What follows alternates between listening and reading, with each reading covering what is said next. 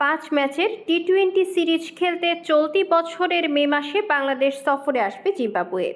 ঘরের মাঠের এই সিরিজকে সামনে রেখে 17 সদস্যের প্রাথমিক স্কোয়াড ঘোষণা করেছে বাংলাদেশ ক্রিকেট বোর্ড।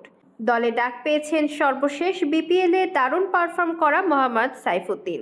অন্যদিকে ডিপিএলে দুর্দান্ত পারফর্ম করা পারভেজ হোসেন ইমন, আফিফ হোসেন, তানভীর ইসলামরাও এই তালিকায় আছেন। তবে আইপিএলে খেলা থাকার কারণে প্রস্তুতি ক্যাম্পে নেই মোস্তাফিজুর রহমান।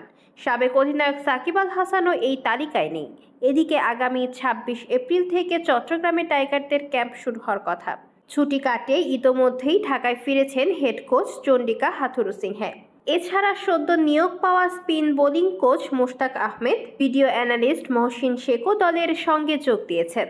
অন্যদিকে আগামী 28 এপ্রিল বাংলাদেশে আসবে জিম্বাবুয়ে দল। ঢাকায় পৌঁছে সেদিনই চট্টগ্রামের বিমান ধরবে রোডেশিয়ানরা। এরপর আগামী 23 মে শুরু হবে টি-20 সিরিজ। এই সিরিজে প্রথম 3টি টি-20 চট্টগ্রামে অনুষ্ঠিত হবে। সেখানে বাকি 2 ম্যাচ হবে 5 ও 7 মে। সাগরিকা পর্ব শেষে 2 দলই ঢাকায় ফিরবে। সিরিজের চতুর্থ ও পঞ্চম টি-20 গড়বে ঢাকায়। মিরপুরে 10 ও 12 মে হবে সিরিজের শেষ 2 ম্যাচ। এদিকে এই সিরিজ শেষেই যুক্তরাষ্ট্র সফরে যাবে লাল সবুজেরা। সেখানে স্বাগতিকদের বিপক্ষে 3 ম্যাচে টি-20 সিরিজ খেলবে টাইগাররা। আগামী 21 মে হবে টি-20 সিরিজের প্রথম ম্যাচ। সিরিজের বাকি 2 ম্যাচ হবে 23 ও 25 মে।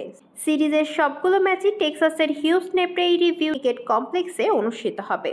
বাংলাদেশের প্রস্তুতি ক্যাম্পের দল নাজমুল হোসেন শান্ত, লিটন কুমার দাস, তানজিন হাসান তামিম, তাওহিদ হৃদয়, মাহমুদুল্লাহ রিয়াদ, জাকের আলী অনিক, শেখ মেহেদী হাসান, রিশাদ হোসেন, তাসকিন আহমেদ, শরীফুল ইসলাম, তানজিম হাসান সাকিব, পারভেজ হোসেন ইমন, তানভীর ইসলাম, আফিফ হোসেন ধ্রুব, হাসান মাহমুদ, মোহাম্মদ সাইফুদ্দিন ও সৌম্য সরকার।